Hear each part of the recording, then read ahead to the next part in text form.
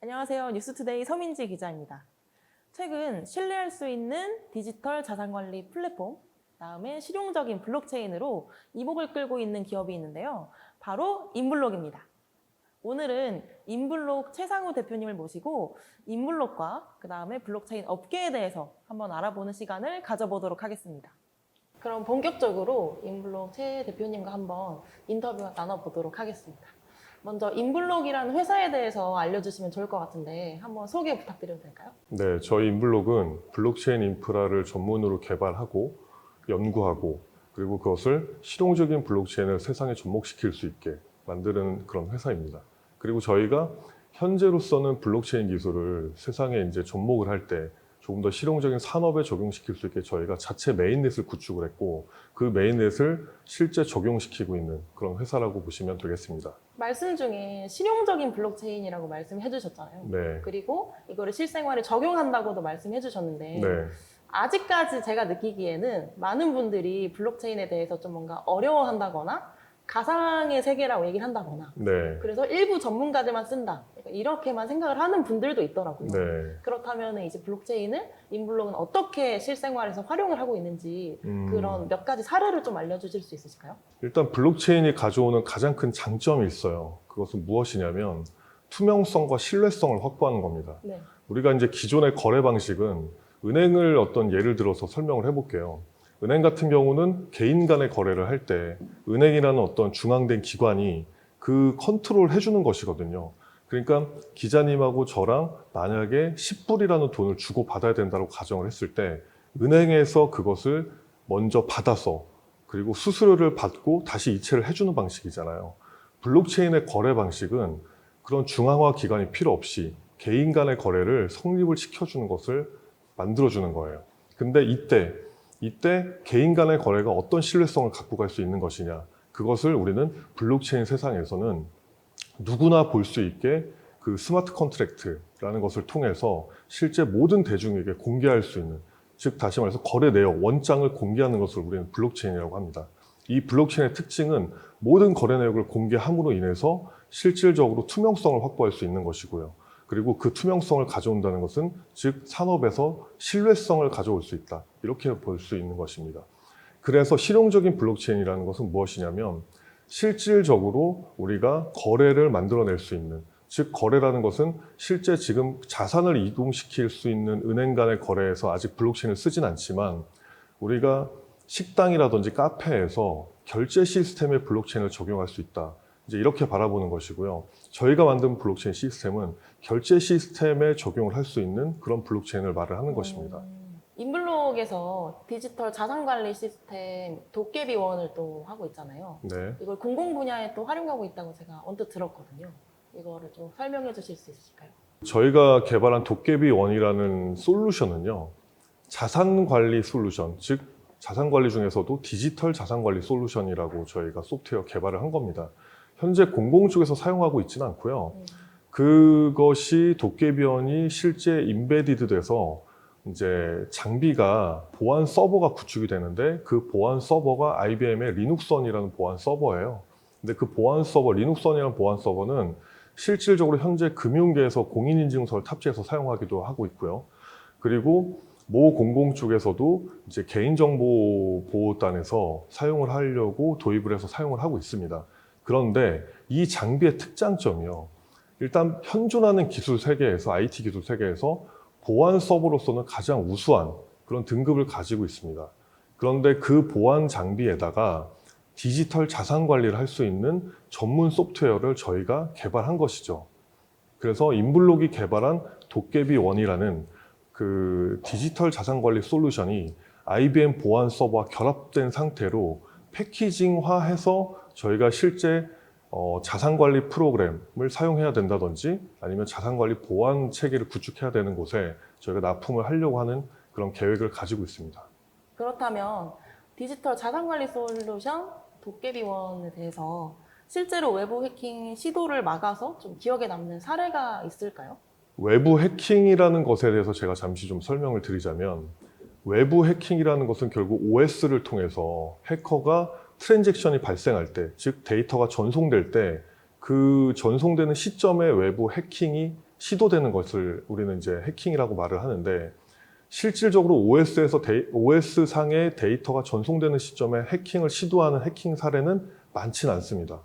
국내에서 발생됐던 대다수 해킹 사고라든지 글로벌 기준에서도 발생됐던 대다수 해킹 사고는 대부분 내부자 소행으로 밝혀지거든요. 그 내부자 소행이라는 것은 무엇이냐면, 해당 데이터 시스템을 가지고 있는 하드디스크를 내부자가 혹은 관리자가 그것을 탈취해가는 사건, 사고를 말을 합니다.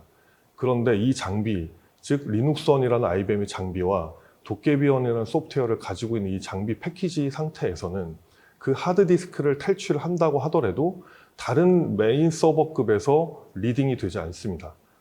즉 무슨 뜻이냐면, 해당 장비에서 해당 보안 키값을 가지고 있을 때에만 그 해당 정보를 읽을 수가 있는 것이죠. 그러니까 만약에 내부자의 해킹 시도가 혹은 그 시도를 만들기 위해서 하드디스크를 탈출해서 다른 장비에서 시도를 한다고 하더라도 그것은 무용지물이 된다고 생각을 하시면 되겠습니다.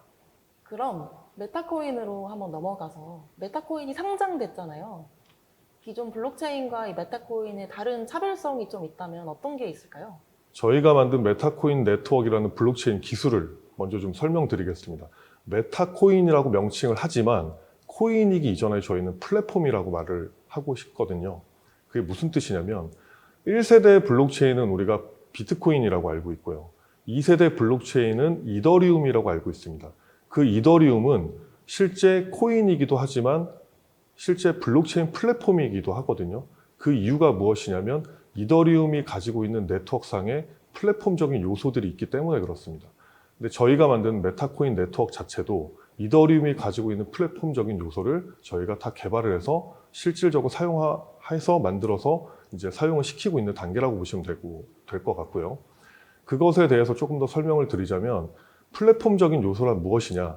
실질적으로 메타코인 네트워크를 활용을 해서 누구나 쉽게 산업에서 코인을 만들 수 있는 그런 플랫폼을 저희가 만들어서 지금 배포하고 있고요.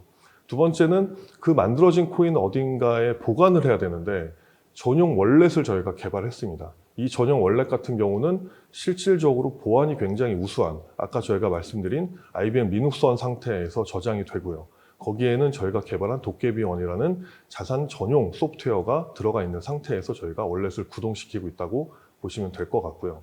해당 월렛 같은 경우는 현존하는 블록체인 기술 세계에서 저희가 구축한 사례가 가장 보안이 우수하다. 저는 이제 이렇게 말씀드릴 수 있습니다. 그리고 마지막으로 메타스캔이라고 해서 모든 저희 네트워크 환경에서 트랜잭션을 볼 수 있는 그런 거래 원장을 저희가 공개를 하는 그런 플랫폼을 운영을 하고 있는 상태입니다. 그래서 저희 메타코인 네트워크는 실질적으로 코인이기도 하지만 플랫폼적인 요소를 많이 가지고 있는 그런 네트워크라고 보시면 되겠는데, 이것의 핵심 기술은요, IBM이 초기에 개발한 블록체인 기술인 하이퍼레저 패브릭이라는 블록체인 기술을 가지고 저희가 상용화 네트워크를 만들었다고 보시면 됩니다. 이것은 무슨 특장점이 있느냐? 이더리움이 가지고 있는 블록체인 기술의 가장 큰 단점은 실시간 트랜잭션이 어렵다는 단점이 있습니다. 그것은 합의 알고리즘 때문에 그렇거든요. 이 블록체인 기술을 실질적으로 이더리움의 기술을 가지고 우리가 결제 시스템을 만든다라고 가정을 해보면, 사용자가 결제를 할 때 어디선가 그것을 받는 운영 주체는 결제 확인을 바로 할 수가 없습니다. 그것은 트랜잭션의 속도 때문에 그렇거든요.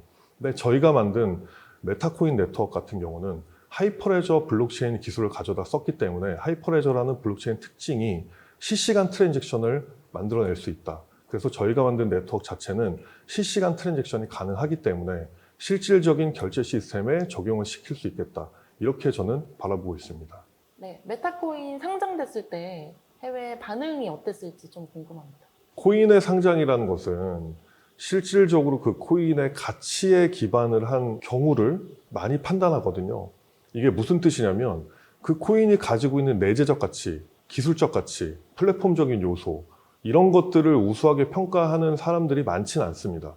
코인의 가치를 본다는 것은 실질적으로 투자에 그런 기준으로 이제 많이 바라보기 때문에, 해외 유저들 같은 경우도 사실 국내와 크게 차이가 있는 것은 아니지만, 해외 거래소, 즉 다시 말해서 그 상장을 받아주는 그 가상자산 거래소의 입장을 조금 제가 설명을 드리자면, 거래소 같은 경우는 저희의 어떤 플랫폼적인 요소의 기술적 그런 우위를 많이 평가해주고 있는 상태입니다. 그리고 그것은 실질적으로 어떤 그 내재적 가치에 의해서 가치가 생성되는 것과는 좀 별개입니다만, 그렇지만 그럼에도 불구하고 실질적으로 기술적 요인에 의해서는 우리가 가치가 있는 것이구나라고 이제 평가를 받고 있는 상황이라고 보시면 되겠습니다. 향후 추가적인 사업 확장 전략이 있다면 어떻게 해야 될까요? 저희는 일단은 이제 많은 분들이 우리가 만든 메타코인을 어디까지 상장할 것이냐는 질문을 주시긴 하세요. 그런데 이제 그것은 당연히 저희가 풀어야 할 숙제라고 보는 것이고, 물론 우리가 알고 있는 많은 이제 유명한 메이저 거래소에 상장하는 것도 목표 중에 하나입니다. 그런데 그것이 다는 아니고요. 저희가 가려고 하는 최종 목적지는 실질적으로 우리가 실생활에 우리의 블록체인이 다방면으로 적용되는 사례를 만들고 싶은 것입니다. 즉 다시 말해서 아까 제가 말씀드린 결제 시스템에 대한 구축 방안도 있지만, 실질적으로는 우리가 농수산물 유통 이력제, 농수산물 유통 이력제를 블록체인 상에서 온전하게 구현을 한다라고 하면, 마트에서 우리가 식자재를 살 때 그것이 신뢰성을 가지고 있다면 조금 더 소비자한테 신뢰성 있는 선택을 줄 수 있다라고 저는 보는 것이고요. 또 나아가서는 우리가 이제 실생활에 쓰는 어떤 전자제품의 부품들, 그 부품들이 온전하게 정품을 사용해야지만 어떤 인증 시스템 안에서 돌아갈 수 있는 이제 부품 체계를 가지고 있는데, 그러할 경우에도 이제 부품에 대한 어떤 정품의 인증서, 그런 것들을 저희가 실생활에 적용시키기 위해서 블록체인으로 증명을 만들려고 합니다. 그리고 마지막으로는 금융 파생 상품에 언젠가는 향후에 블록체인이 적용될 것으로 저는 이제 바라보고 있는데, 그랬을 때 저희가 만들어 놓은 어떤 네트워크 환경 자체가 실질적인 금융시장이라든지 혹은 국가에서 운영하는 어떤 지자체 혹은 지역화폐, 그런 곳에 적용될 아주 모범적 사례라고 저희가 만든 것이 판단이 됩니다. 메타코인이 국내 로펌의 법률 검토를 받기도 했다고 들었습니다. 이 절차가 중요한 이유가 있을까요? 코인이 이제 해외 거래소에 상장을 할 때 혹은 국내 거래소 상장을 할 때 또 동일합니다만, 상장을 한다는 것은 그 코인의 안정성을 검토를 받아야 되는 것이거든요. 일단 무엇보다 법률적 검토를 먼저 받아야 합니다. 그 법률적 검토라는 것은 해외 거래소일 경우에는 어떤 법률적 검토를 어떤 면에서 받아야 되는지를 먼저 조건을 줍니다. 첫 번째는 증권성이 없어야 된다. 증권성이 있다는 것은 증권화 된다라고 보기 때문에, 그렇게 될 경우에는 실질적으로 우리가 금융당국의 이제 규제 안에서 그런 어떤 여러 가지 규제를 받아야 되거든요. 그런데 증권성이 없다라고 일단 받으면 첫 번째로는 가상자산으로서 자유롭게 거래할 수 있다, 이렇게 이제 바라보는 내용들이 좀 있는 것이고요. 두 번째는 화이트적 요소가 있다 없다. 이게 무슨 뜻이냐면, 투자자를 보호할 수 있는 어떤 각별한 요소가 있는지, 이것은 사실 기준이 애매모호하긴 합니다. 예를 들어서 투자자 보호라는 것이 우리가 주식일 경우에도 딱히 그 제도적 안에서 투자자 보호를 하는 것이지, 그 투자자 보호를 어떤 뭐 민간 업체가 한다든지 이러진 않거든요. 그럼에도 불구하고 투자자 보호를 할 수 있는 토큰의 체계가 구축되어 있는지, 이런 것들을 검토하는 것이고요. 그것을 법률 의견서를 받기 위해서 로펌을 통해서 저희가 인증을 받는 그런 단계라고 보시면 될 것 같습니다. 최근 이재명 대통령이 후보 시절 했던 공약으로 토큰 증권 법제화를 추진하겠다 이야기한 적이 있었습니다. 그래서 이와 관련해서 법이 먼저 만들어져야 한다, 이런 반응들이 좀 있었는데, 어쨌든 블록체인 업계 관계자로서 현 시장을 좀 바라본다면 좀 어떻게 바라볼 수 있을까요? 이재명 대통령의 공약 중에 토큰 증권도 있고 스테이블 코인이라는 것도 있고 몇 가지 IT의 중요한 요소들이 좀 있는 것으로 보이는데요. 토큰 증권을 말씀을 주셨으니까 제가 좀 답변을 드리자면, 우리나라에서 말을 하고 있는 토큰 증권과 글로벌 기준에서 얘기하고 있는 증권형 토큰은 좀 다릅니다. 그게 뭐가 다르냐면, 해외에서 말하고 있는 증권형 토큰일 경우에는 토큰의 증권성을 가져간다기보다는 토큰을 증권화해서 실질적으로 거래를 많이 만들어내겠다라는 의미가 있는 것이고요. 국내에서 말하고 있는 토큰형 증권 같은 경우는 다분하게 증권을 토큰화하겠다는 뜻이거든요. 말이 좀 굉장히 좀 다르긴 해요. 그런데 의미도 많이 다릅니다. 근데 이재명 대통령이 공약하고 있는 것들은 결국 국내 법제화 안에서 규제 가이드를 만들어야 되는 내용들이 있기 때문에 그런 걸로 알고 있는데, 법이 만들어지고 규제가 먼저 만들어질 경우에는 사실상 산업이 위축될 소지가 있다라고 이제 저는 보고 있습니다. 왜 그러냐면 아직까지 증권형 토큰이든 토큰 증권이든 실질적으로 그것이 만들어진 프로덕트 사례가 많지는 않습니다. 그리고 그 사례가 많지 않다는 것은 실질적인 산업에 적용된 사례도 없다는 뜻이거든요. 그런데 규제가 먼저 만들어질 경우에는 실질적인 프로덕트가 나오기가 쉽지 않은 상태이고요. 특히나 IT의 어떤 하나의 파트로서 바라볼 때는 규제가 만들어질 때는 반드시 실질적인 테스트베드의 프로덕트가 먼저 나왔으면 좋겠다라고 이제 저는 바라보고 있습니다. 마지막으로 인블록 올해 목표가 있다면 어떤 게 있을까요? 네, 올해 인블록의 방향성은요. 저희가 그동안 연구 개발을 한 저희만의 프로덕트를 세상에 많이 알리고자 하는 노력을 할 것입니다. 이것은 이제 저희가 아무리 좋은 걸 만들어도 실질적으로 세상이 알아주지 않으면 사용할 수 없는 플랫폼이 될 수 있거든요. 그래서 이번에는 저희가 조금 더 홍보에 좀 치중을 하고 실질적으로 많은 사람들에게 알려서 저희의 블록체인 기술이 다양한 산업에 적용될 수 있는 그런 시도가 될 수 있는 하나를 만들도록 하겠습니다.